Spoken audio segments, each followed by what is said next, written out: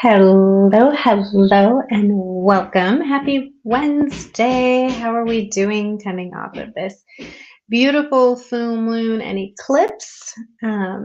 What are the energies like? How are you flowing? What came up? I'd love to know. So, if you are joining me live, please make sure that you've given StreamYard permission so that I can see you. And if you are watching the replay, hashtag replay. So, welcome, my friends. I am excited to be chatting here today and talking about one of my favorite subjects, which is not to should yourself, especially in business. In life in general, it's kind of one of my core values that I've really stepped into because I spent a lot of my life shoulding myself, thinking that I needed to do XYZ, ABC for family, for friends, for work. And it was really not a need, it was often a should. And it is the shortest path to burnout that I know and to losing the joy that your business can be. So, really super important topic. And the reason we're talking about it during this Taurus cycle is because Taurus energy wants us to slow down, wants that comfort, those wants things to feel good physically as well as in our environment. And so I thought it was a good time to just bring this back to the forefront and talk a little bit about it in terms of connecting with potential clients. This is one of the big areas that I see people shoulding themselves around a lot, which, marketing in general. Well, I need to do that, or I should do this, or et cetera, et cetera. Now, if we're not making offers to people, we don't have a business, of course. And so we do need to be marketing ourselves.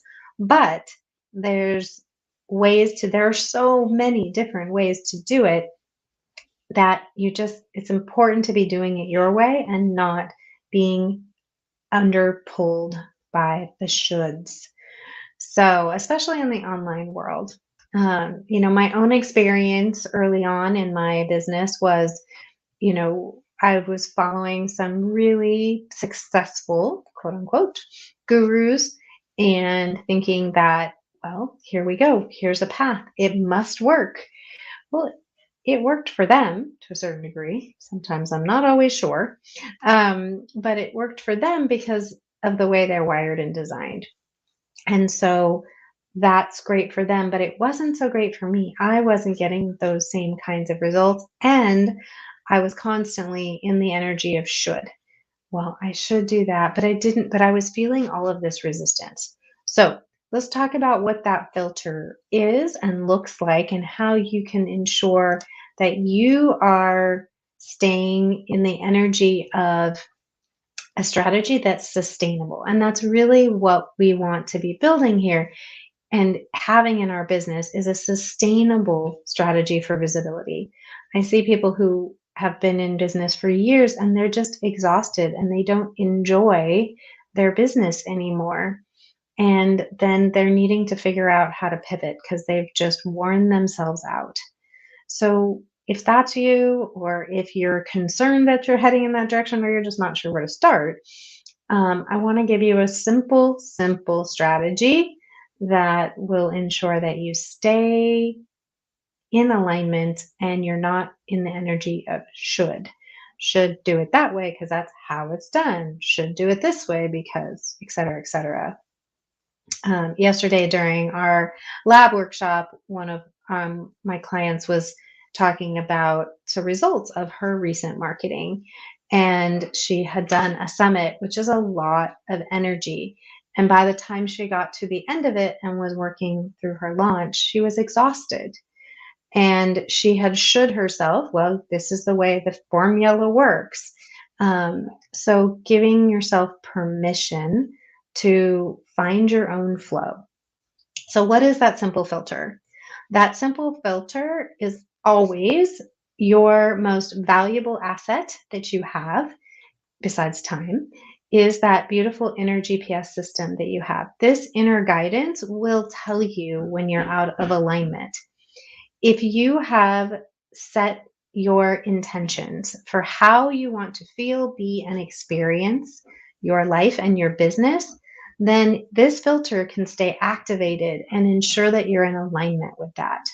So, the best strategy for visibility or for anything else in your life and business is the one that feels good, the one that you are excited about, ideally. Now, there are tasks we always, we have to do. We may not love all of them. Great, let's delegate them. But making sure that, it feels good and you're leaning in and you're excited about it.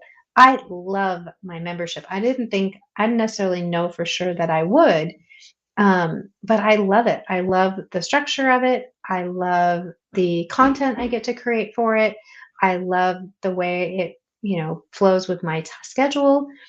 And so that format works for me. Doing Facebook Lives happens to work for me. I enjoy them. But for other people, it would just be cringeworthy. So using this inner guidance system to ensure that you are staying in alignment, that you're leaning in, that you aren't feeling exhausted after every time or avoiding. Here's the keys. We're avoiding, we're in resistance, or we're really just nervous. The energy is draining you versus filling you up. So that's how we know. And now I will give the caveat, if you're trying something new and you're a little nervous about it, that's a growth edge. And let's lean into that and try that energy so that we can see how things are going to flow. But if we are fully in resistance and frustrated and overwhelmed, then we're getting a visit from the dog, which isn't really timely now, but she wants to visit, I guess. Sierra, what do you have to say about this topic?